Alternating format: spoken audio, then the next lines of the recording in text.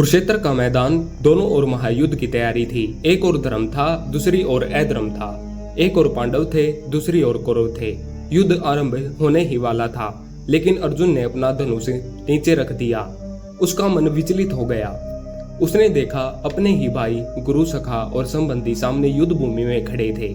क्या इन सबको मारकर ही विजय प्राप्त करनी होगी? क्या यही धर्म है? अर्जुन ने श्री कृष्ण से कहा, हे केशव, मेरे हाथ कांप रहे हैं, मन भ्रमित हो रहा है। मैं युद्ध नहीं करना चाहता। मुझे समझ नहीं आ रहा क्या सही है और क्या गलत है। श्री कृष्ण शांत थे, पर उनकी आंखों में गंभीरता थी। उन्होंने मुस्कुराते हुए कहा, अर्जुन, यह शरीर नश्वर है। जिसे तू अपना मान रहा है वह इस संसार का एक माया जाल है। जन्म और मरण एक चक्कर है, पर आत्मा अजर और अमर है।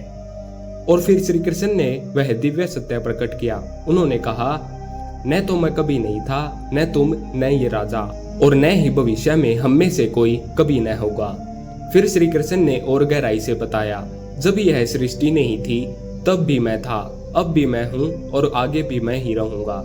मैं इस सृष्टि का आदि हूँ, मध्य हूँ और अंत भी।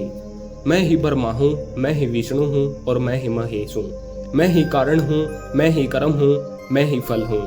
अर्जुन की आंखों में आंसू थे।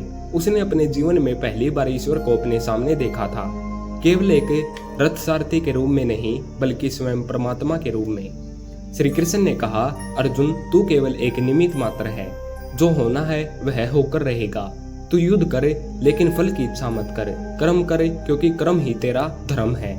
श्री कृष्ण का यह उपदेश केवल अर्जुन के लिए नहीं था, बल्कि संपूर्ण मानवता के लिए था। यह हमें सिखाता है कि जीवन में कभी संकट आए तो घबराना नहीं चाहिए।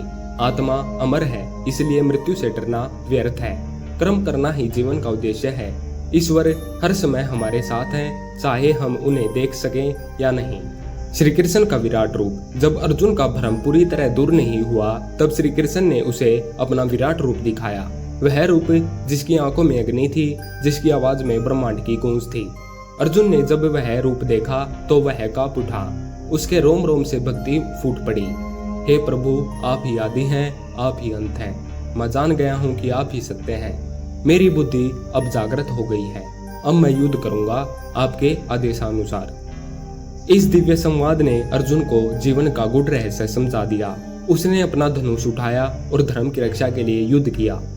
श्री कृष्ण के शब्दों ने उसे मृत्यु के भय से मुक्त कर दिया, मोह से छुड़ा दिया।